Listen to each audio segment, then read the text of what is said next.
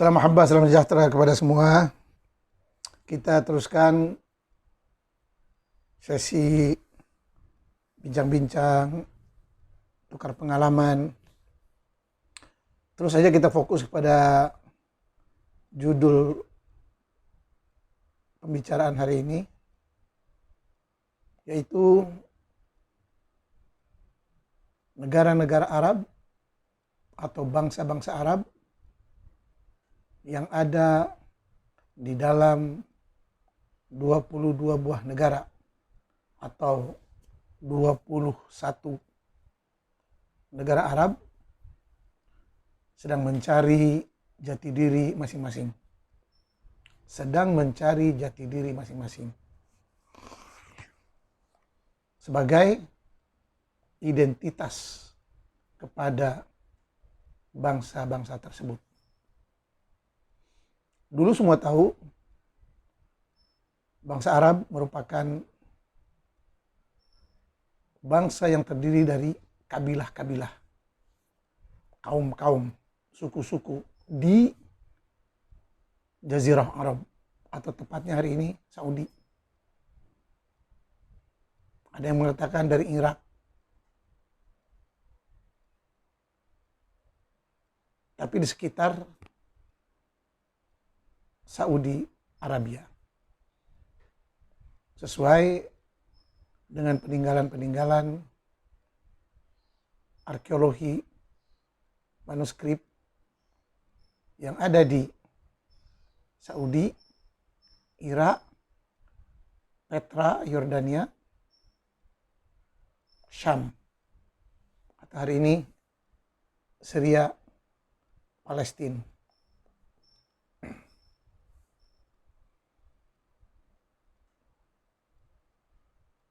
Bangsa Arab mengalami kejatuhan yang amat dahsyat. Bangsa Arab mengalami kejatuhan yang amat dahsyat atau yang dipanggil Asrul Inhitat Al-Arabi, zaman kejatuhan bangsa Arab, peradaban Arab. Tepatnya ketika bangsa Turki, kerajaan Turki Utsmaniyah menguasai kebanyakan negara-negara Arab yang diwariskan oleh saki-baki kerajaan Abbasiyah.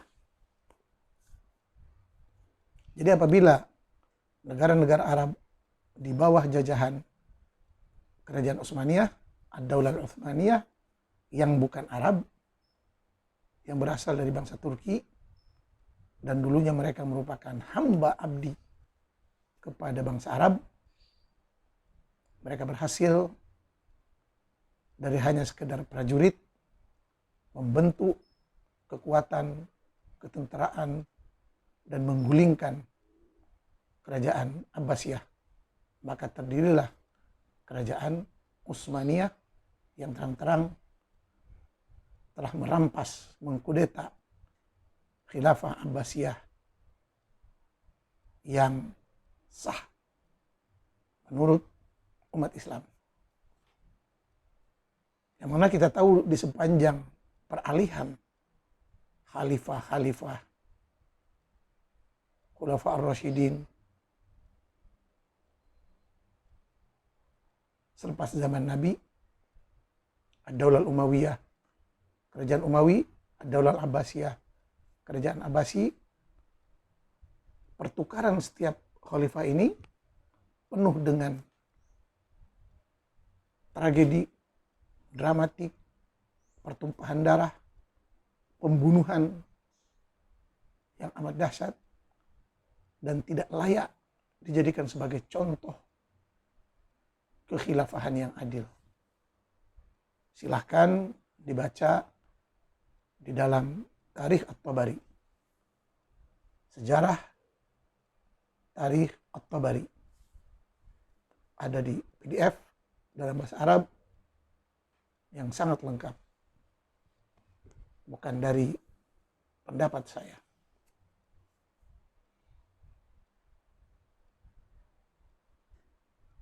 Jadi keadaan bangsa Arab pada zaman Turki ringkasnya seperti berikut. Orang-orang Arab hampir tidak dianggap sebagai manusia. Ditekan, dihina, dijajah, ditindas, dan diperas harta kekayaannya. Persis waktu Arab Islam memperlakukan umat lain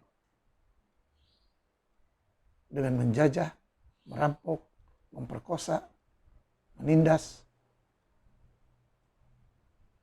memperhamba semua umat yang dijajah oleh bangsa Arab. Itu yang dikatakan yu'izzu man yasha wa yudhillu man yasha. Allah Maha Kuasa meninggikan kedudukan seseorang dan merendahkan kedudukan orang lain atau bangsa lain. Wa tilkal amsalu mudawiluha. Begitulah perputaran zaman dan hari. Kadang-kadang kita ada di bawah, kadang-kadang kita ada di atas, dan begitulah seterusnya. Sehingga ayat yang menjelaskan wa man nasru illa min indillah, kemenangan itu hanya dari Allah, yaitu setelah kaum itu memenuhi syarat-syarat kemenangan.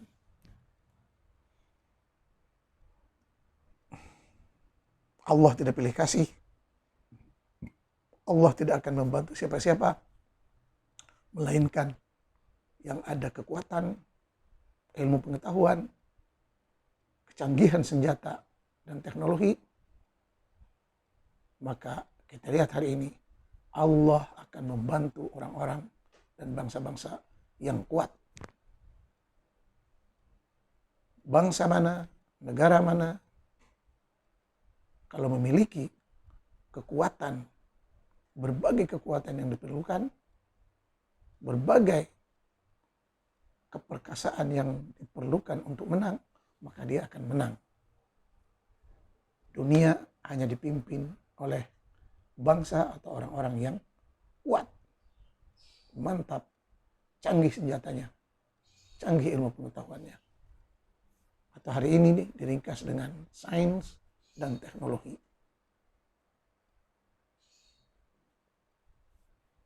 Bangsa Arab sangat menderita di bawah jajahan kerajaan Utsmaniyah.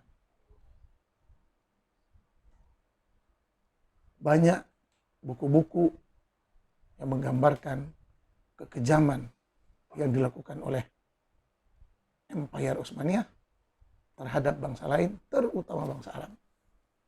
Sampai ke hari ini, Turki, bangsa Turki yang dipimpin oleh Erdogan sangat membenci bangsa Arab, sangat membenci Islam, dan mereka membuat agama Islam sendiri mengikut cara-cara mereka, budaya Turki. Turki mengamalkan kehidupan yang bebas, liberal, minum arak biasa, prostitusi banyak. Semua yang ada di Eropa ada di Turki. Dan mereka menjadikan Islam itu hanya sebagai alat untuk mengkelabui dunia. Hari ini sangat kelihatan sekali. Iran yang berbangsa Parsi Majusi, Turki,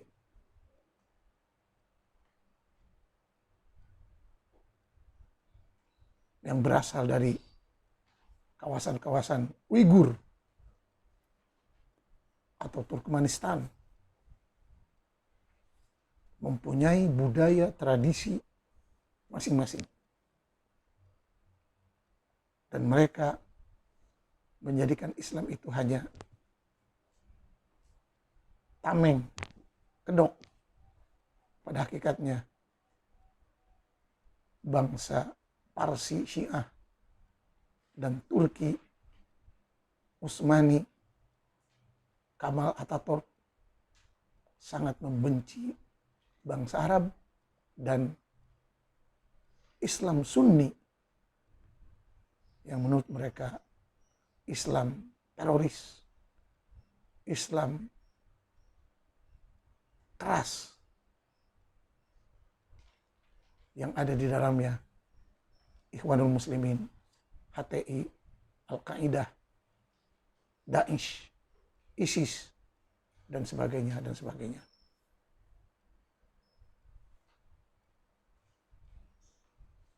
Iran dan Turki bermain mata dengan Israel untuk menghancurkan bangsa Arab dan Islam Sunni.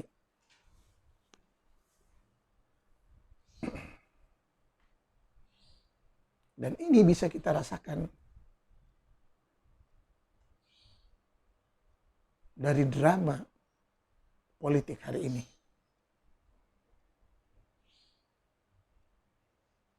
Dan juga dari karya-karya ilmu dan sejarah bangsa Arab yang kebanyakannya ditulis oleh bangsa Parsi, termasuk Bukhari, Muslim, dan penulis buku 6, Kutubus Sittah, semuanya berasal dari bangsa Parsi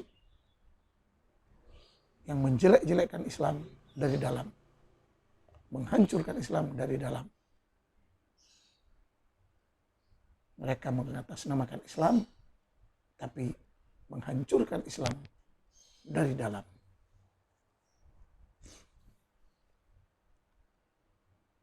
Ini semuanya setelah mereka sebelumnya dijajah, dibantai, ditindas oleh Arab Islam atas nama jihad.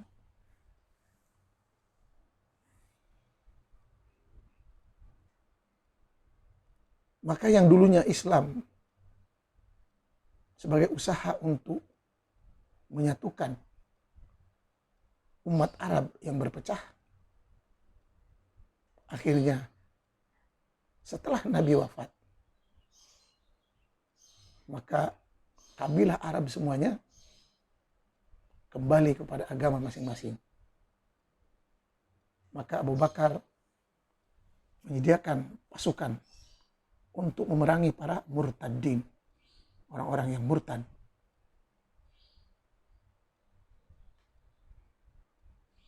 Dulu Quran pernah mencatat, yadkhuluna fi dinillahi afwaja. Banyak orang Arab, bangsa Arab masuk ke dalam Islam secara ramai-ramai karena ketakutan, takut dibantai, takut dijajah, supaya selamat dari bayaran jizyah, bayaran pajak, cukai yang sangat membebankan. Akhirnya mereka pura-pura masuk Islam, dan setelah Nabi wafat, mereka merasa orang yang ditakuti itu sudah pergi, maka mereka kembali ke agama masing-masing, dan Abu Bakar terpaksa menyediakan tentara, pasukan yang sangat kuat untuk memerangi para murtadin. Yang mana memerangi para murtadin ini suatu tindakan yang salah, yang tidak pernah dilakukan oleh Nabi.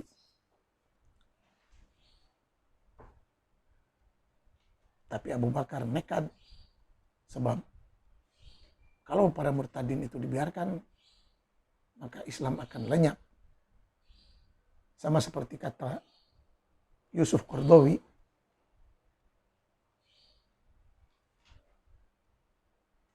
ulama radikal Ikhwanul Muslimin yang tinggal di Qatar, yang mana Qatar begitu sahib, kawan baik dengan Israel.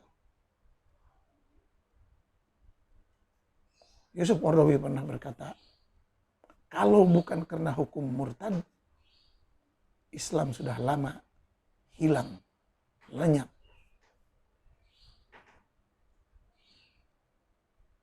Maka hari ini, setelah pemberontakan revolusi Arab yang besar-besaran yang dilakukan pada zaman modern, sudah tentu dengan bantuan Inggris dan kuasa-kuasa besar, negara Arab berhasil membebaskan diri dari kekangan jajahan bangsa Utsmani. Dan bangsa Utsmani sendiri telah melepaskan bangsa Arab semua dengan membentuk Turki modern yang dipimpin oleh Mustafa Kemal Atatürk. Jadi Mustafa Kemal Atatürk, kalau di kalangan bangsa Turki yang nasionalis, merupakan penyelamat Turki modern. Kalau tidak, Turki akan ditelan juga oleh penjajah Eropa.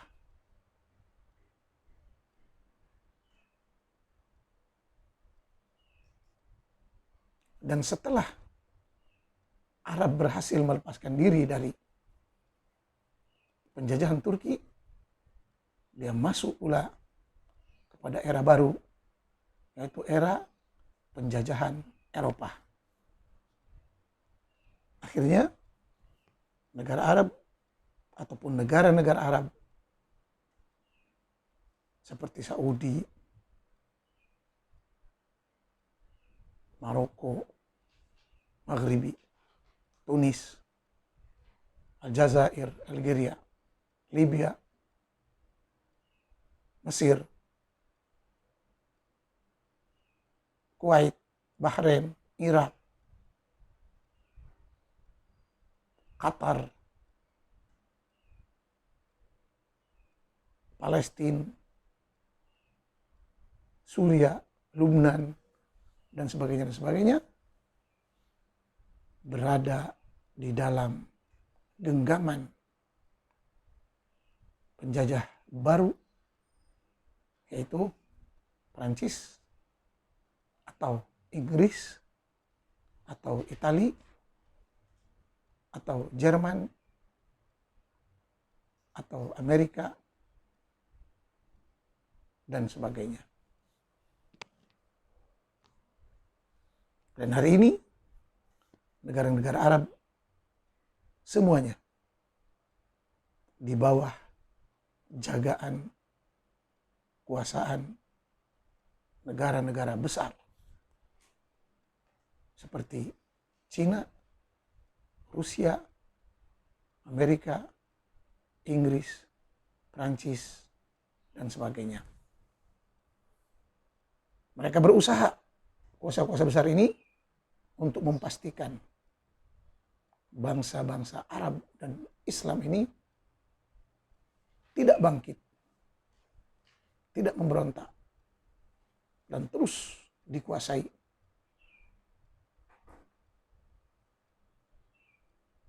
dalam semua bidang kehidupan, ekonomi, politik, masyarakat, pendidikan, semuanya dikuasai oleh pengaruh Eropa, Barat, Rusia, Cina, dan sebagainya.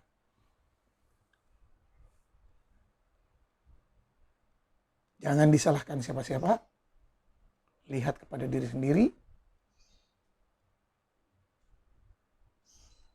Bangsa yang menguasai hari ini, bangsa yang perkasa hari ini adalah bangsa-bangsa yang maju, yang mempunyai kekuatan dalam semua bidang kehidupan.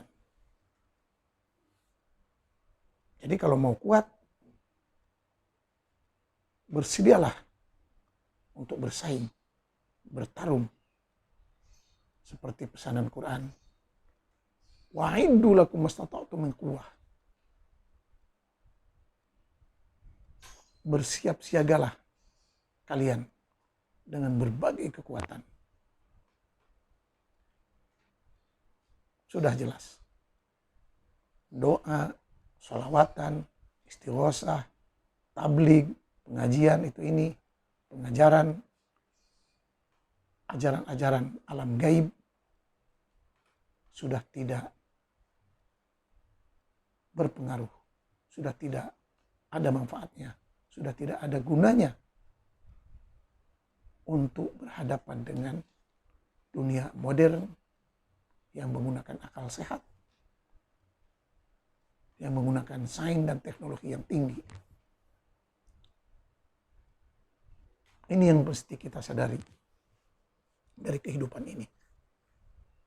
Kemajuan negara mesti berdasarkan akal sehat, akal kreatif, inovatif, berdasarkan kemajuan sains dan teknologi.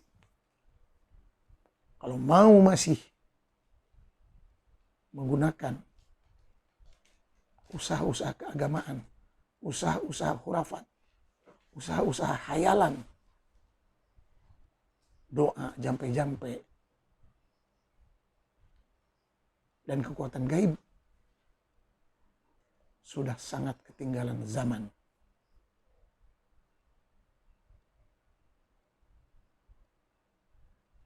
Dunia hari ini makin maju, makin berkembang, makin cepat berubah. Yang lalai, yang lemah, yang tidak bergerak, yang tidak berubah, akan terus mati ditelan zaman.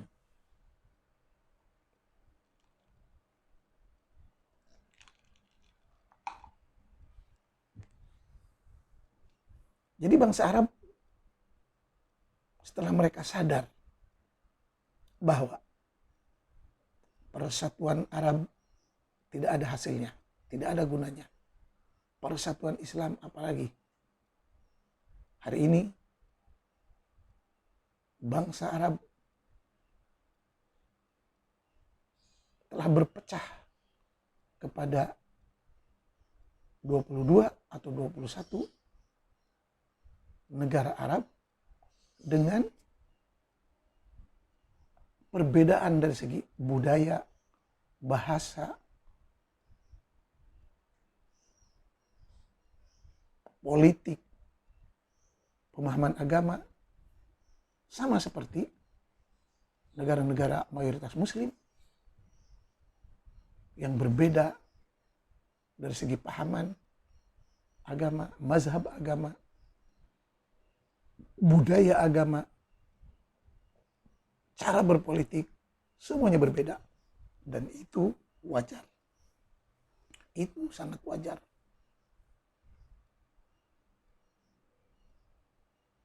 Dan setiap bangsa, setiap suku mesti berbangga dengan ajaran leluhur dan budaya leluhur.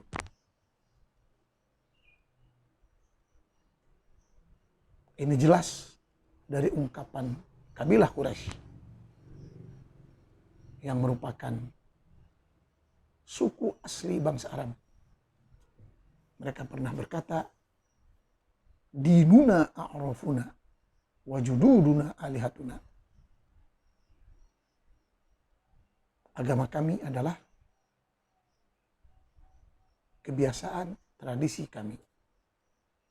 Dan Tuhan kami adalah nenek moyang leluhur kami. Persis dengan ajaran agama Nusantara purba.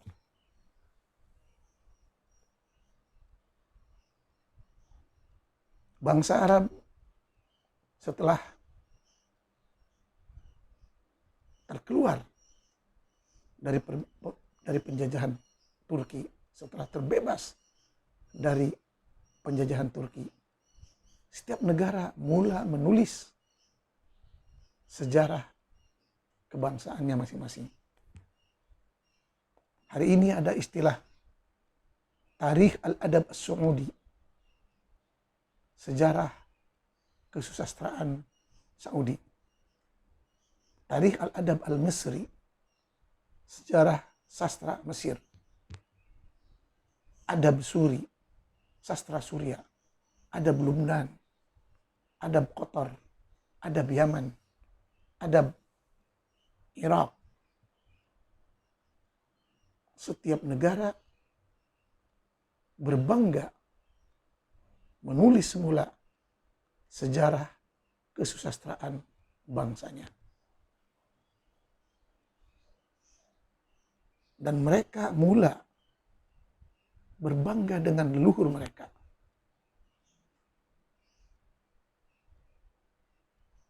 Seperti Mesir, banyak yang bersuara dengan lantang mengatakan, leluhur kami Kimit, bukan Arab.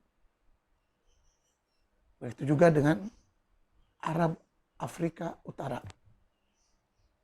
Libya, Algeria, Tunis, Maroko, mereka bersuara. Leluhur kami bangsa Amazigh, bukan Arab. Arab itu datang menjajah atas nama Islam. Begitulah seterusnya. Bangsa Lubnan, bangsa Suria, termasuk bangsa Palestina dari Falastar, Yunani. Mereka bukan bangsa Arab, mereka pendatang. Dan asli Islam itu berasal dari Mekah. Menyebar keluar, menjajah, merampok, memperkosa, membunuh atas nama Islam.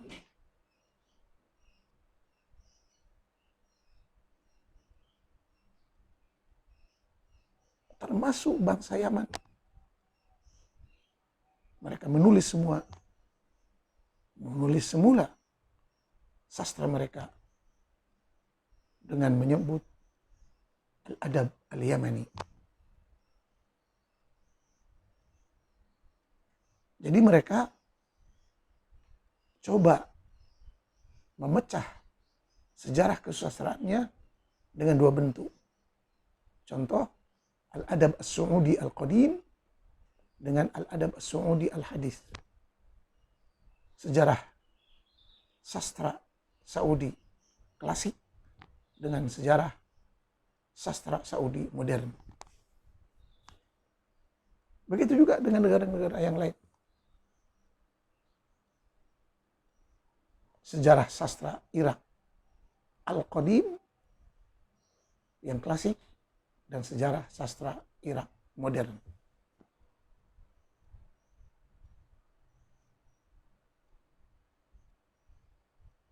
Kalau siapa yang membaca, menelaah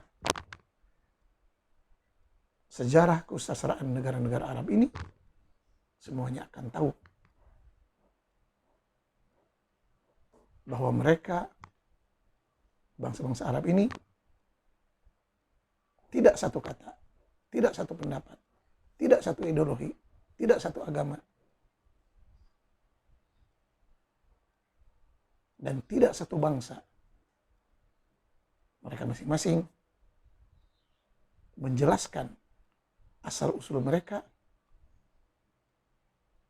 melalui catatan sejarah kesusastraan Arab klasik dengan Arab modern. Baik bangsa Yaman, bangsa Oman, bangsa Qatar, bangsa Saudi, Mesir, Suria, dan lain-lain. Hari ini mereka berkata, kami bukan bangsa Arab. Arab yang datang atas nama Islam, dengan Islam, mereka semuanya penjajah, keji, jahat, yang telah menghilangkan identitas, yang telah memutuskan ajaran leluhur, budaya leluhur, sehingga umat Islam telah terputus dari ajaran leluhur, dari budaya leluhur, dengan ideologi baru, yaitu ideologi Islam. Yang sebenarnya Islam pada hari ini telah membentuk tafsiran-tafsiran Islam yang berbagai.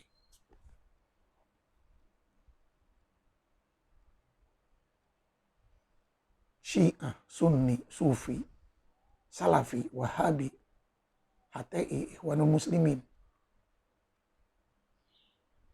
Belum lagi dalam bentuk partai.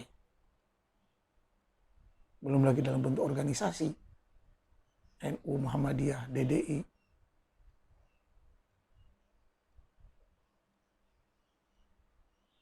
PBB, Partai Bulan Bintang, PKS, PAN, PKB, PPP. Semuanya mempunyai pahaman, pendapat Islam masing-masing. Bahkan yang anehnya, antara Islam Sunni sendiri yang berbeda itu saling mengkafirkan. Dan antara Sunni dan Syiah dan Sufi juga saling mengkafirkan. Saling mengkafirkan. Contoh yang terdekat, Suriah, yang di dalamnya berbagai aliran Islam, mazhab Islam, yang akhirnya meledak, perang saudara, saling membunuh sesama Islam, saling bertakbiran, Allahu Akbar. Tapi semuanya membunuh sesama saudara semanusia.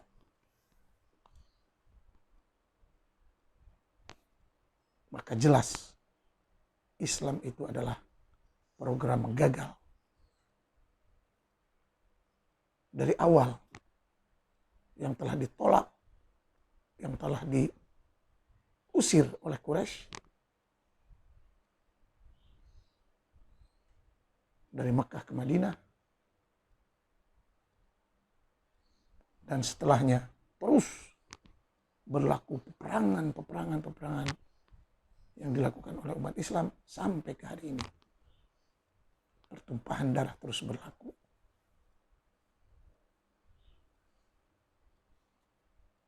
Pembersihan etnik di Saudi sebagai contoh. Setelah King Abdul Aziz menyatukan Jazirah Arab yang sebelumnya berantakan oleh ulah pemimpin-pemimpin yang katanya dari turunan Nabi, Ashraf, Sayyid, Ahlul Bait. Justru pada waktu Mekah dikuasai oleh orang-orang yang mengaku cucu Nabi, keadaan Mekah berantakan, penuh kemusyrikan. Jemaah haji selalu dirampok, dibunuh, dan tidak ada tindakan pengamanan apa-apa. Sebaliknya, setelah King Abdul Aziz menyatukan Jazirah Arab menjadi satu negara yang kuat, bersatu dengan membawa nama baru Al-Mamlakah Al-Arabiyyah Saudiyah, kerajaan Saudi Arabia yang jauh lebih makmur, teratur, kuat, mantap, sampai ke hari ini di era Muhammad bin Salman MBS, Muhammad bin Salman MBS, yang merupakan cucu bin Abdul Aziz. Saudi terus maju membangun dalam semua bidang kehidupan. Sementara negara-negara yang masih terus dipimpin oleh yang katanya turunan Nabi, Ahlul Bait, contoh Yaman, makin hancur, makin mundur, makin berantakan.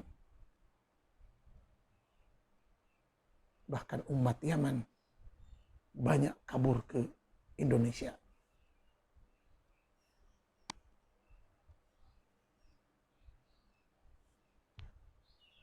Dan di Indonesia, turunan-turunan ini bukan malah insaf, bukan malah bersyukur, berterima kasih kepada pribumi. Mereka malah mengajarkan ajaran khurafat, menyebarkan kesesatan, tahayul, syirik, yang mengakibatkan Muslim Indonesia terkacau otaknya, menjadi mundur, miskin, berantakan, persis kayak bangsa Yaman. Dan kita mesti segera membenahinya. Terutama coba mengurangi atau menghapuskan terus pengaruh-pengaruh Arab Yaman, Hadramaut, dengan para muhibbinnya di kalangan ulama-ulama yang tidak jelas, yang tidak pernah belajar dengan benar, dan sangat terpengaruh oleh budaya dan ajaran Yaman, Tarim, Hadramaut. Bagaimana kita mau maju kalau mayoritas Muslim Indonesia terus-terus memuja, menyembah, menjadi hamba kepada Arab, Yaman, Tarim, Hadramaut, yang jelas-jelas di dunia hari ini kita menyaksikan Yaman, Tarim, Hadramaut negara dan bangsa paling hancur, paling mundur,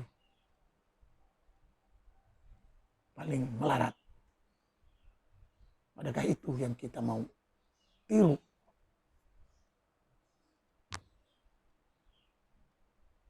Sedangkan di depan mata kita, bangsa lain, Cina, Jepang, Rusia, Eropa,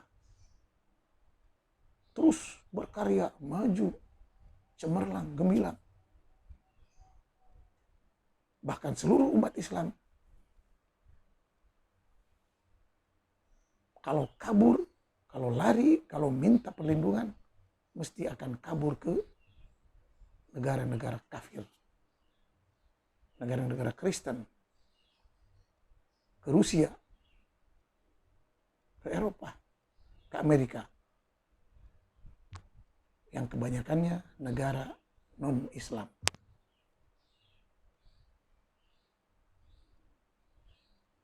Hari ini kita saksikan bagaimana Inggris telah menjadi Afghanistan, Pakistan, Arabstan.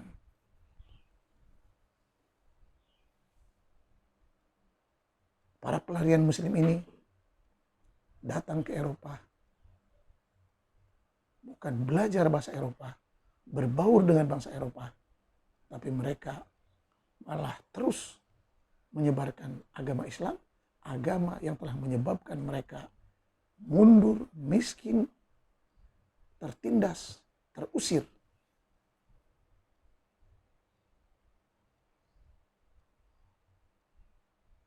Sebenarnya bangsa Amerika dan Eropa mempunyai cara hidup tersendiri, budaya hidup tersendiri, yang mana mayoritas umat Islam tidak layak untuk hidup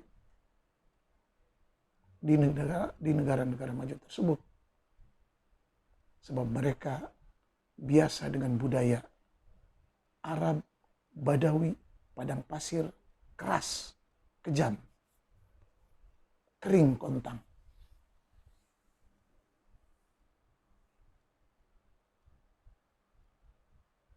Dan Rasul Nabi Muhammad telah mengharamkan umatnya, umat Islam,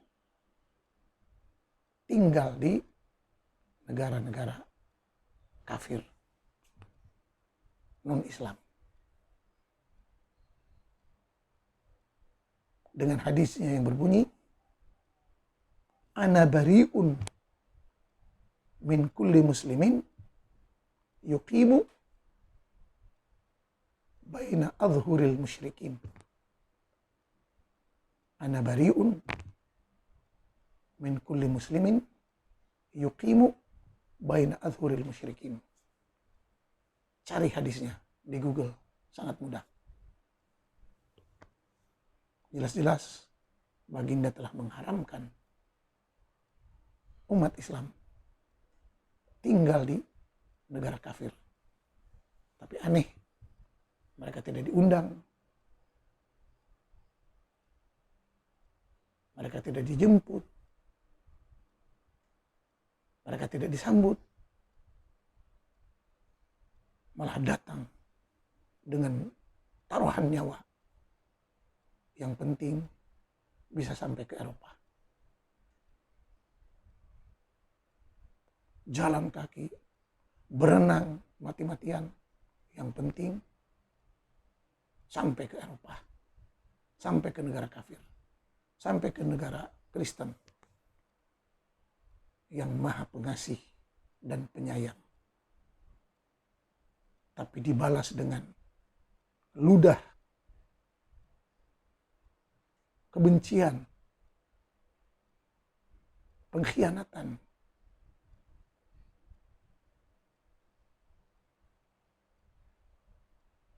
dan permusuhan yang mendalam, yang ingin terus membalas dendam. Inilah yang kelihatan sekarang di Amerika, di Eropa, di mana bangsa-bangsa Arab yang telah menjadi warga Amerika ataupun warga Eropa terus menginjak harkat dan martabat pribumi. Persis apa yang dilakukan oleh Arab Yaman Tarim yang memperbodoh warga pribumi Indonesia.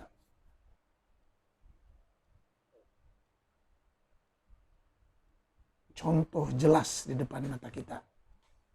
Di zaman medsos semuanya terbukti. Tapi kita terus jatuh ke lubang yang sama.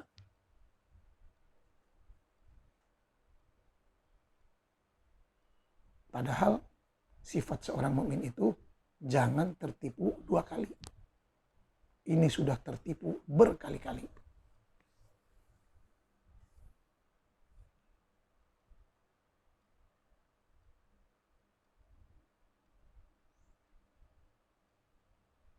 Quran menjelaskan, walan tardo angkal yahudu walan nasoro hatta tattabi'a millatahum. Orang Yahudi dan Nasrani tidak akan rela sehingga kamu umat Islam mengikut ajaran mereka. Masalahnya umat Islam tidak diundang, tidak dijemput.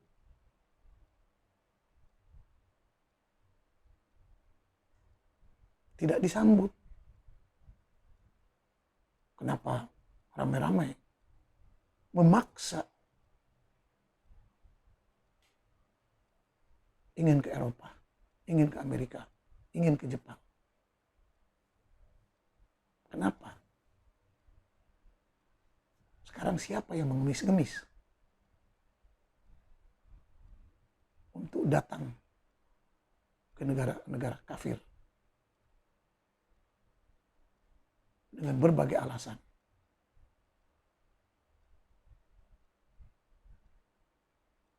Sebab semua tahu pendidikan yang terbaik ada di Eropa. Disiplin hidup yang terbaik di Eropa. Etika Eropa. Kejujuran. Kesetiaan. Keikhlasan dalam bekerja ada di Eropa.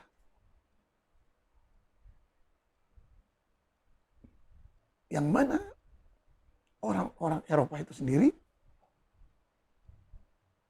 telah berusaha untuk membebaskan dirinya dari cengkraman agama, dari belenggu agama, dari belenggu ajaran yang menekan, menindas,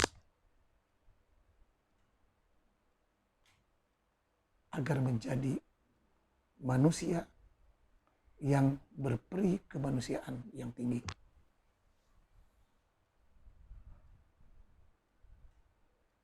Oleh itu, silahkan apa juga agama yang Anda peluk, tapi utamakanlah peri kemanusiaan.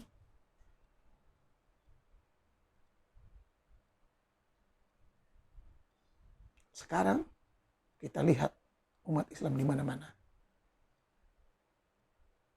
Hanya sekedar doa, itu pun masih pelit, masih medit. Doa hanya untuk muslimin muslimat. Kebaikan hanya untuk muslimin muslimat. Hanya untuk orang Islam saja. Kebaikan, kesejahteraan, kedamaian. Padahal umat Islam sendiri tidak pernah mau damai. Tidak pernah mau baik. Mereka malah suka berselisih, bergaduh, berbalah, berdebat, saling mengkafirkan, saling membunuh. Kenapa kita tidak berdoa untuk kesejahteraan dunia?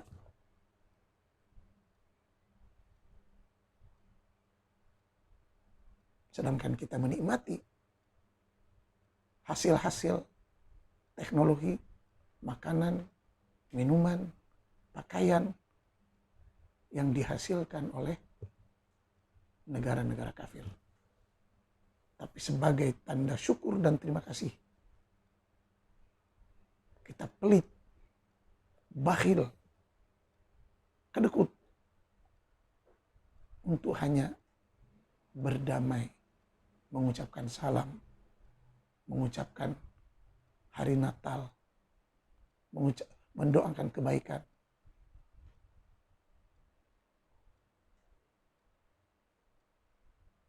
Kebaikan untuk orang Islam dan bukan Islam. Kesejahteraan untuk orang Islam dan bukan Islam. Kedamaian untuk orang Islam dan bukan Islam. Cinta kasih untuk Islam dan orang Islam. Tidak mau. Sebab ajarannya memang penuh kebencian. Diajar dengan penuh kebencian 24 jam. Sebab kebanyakan yang memeluk agama Islam itu tidak paham bahasa Arab. Sedangkan orang Arab sendiri sudah lama berbaik, berdamai dengan orang-orang non-Islam. Saudi yang dulu ortodok, berpahaman keras, menentang kafir, tapi mereka sendiri yang rugi, yang terus bertambah mundur, miskin melarat, dan mereka terpaksa bekerja sama dengan orang-orang Eropa, dengan Jepang, dengan Cina, untuk memajukan, memakmurkan negara Saudi. Saudi bekerja sama dengan Amerika untuk mencari minyak, petrol. Saudi bekerja sama dengan Jepang untuk memajukan teknologi. Dengan Cina untuk membuat jaringan kereta api di seluruh kota-kota Saudi. Dengan Perancis, dengan Jerman, dengan semua negara yang diperlukan untuk kemajuan, kemakmuran Saudi Arabia.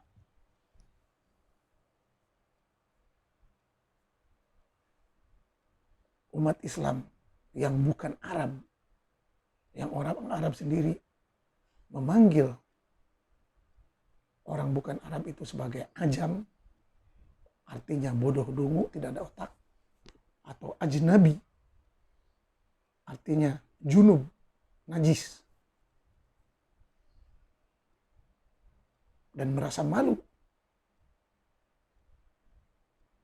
Orang-orang bukan Arab memeluk agama Islam sebab lebih fanatik, lebih memalukan, lebih menghancurkan Islam dari dalam.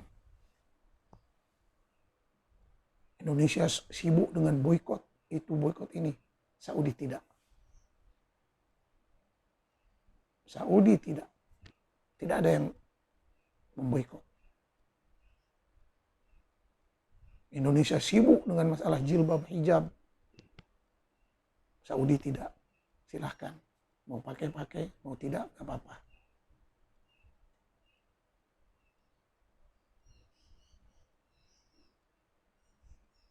Indonesia sibuk dengan menekan, menindas, memperhamba wanita. Saudi mulai membebaskan kebebasan wanita sebebas-bebasnya. Begitulah pembenahan demi pembenahan yang dilakukan oleh Saudi, yang terang-terang dijelaskan oleh Muhammad bin Salman dengan berkata, kami telah mengalami kerugian hampir 70 tahun karena berpegang kepada ajaran radikal, teroris, garis keras Islam, seperti Ikhwan Muslimin, Wahabi, Salafi, dan sebagainya. Yang pada hari ini Saudi telah mengharamkan, memblacklist aliran-aliran ini, dan banyak ulamanya telah dikirim ke alam barzah oleh Saudi. Sementara di Indonesia, aliran-aliran keras ini, Wahabi, Salafi, Ikhwan Muslimin, HTI, hidup, berpesta, bersenang-senang di Indonesia, dan terus menjajah pemikiran Muslim Indonesia, sehingga umat Islam Indonesia menjadi kucar-kacir, tidak jelas apa jati diri mereka, tercabut dari ajaran leluhur dan budaya leluhurnya, sehingga hilang identitas dan jati diri asli bangsa Muslim Indonesia. Hanya dengan kesadaran yang tinggi dan membaca sejarah sastra Arab Saudi klasik dan modern, sejarah sastra Mesir klasik dan modern, baru akan paham apa perubahan-perubahan yang berlaku di dalam negara-negara Arab. Semoga bermanfaat. Sekian, wassalam.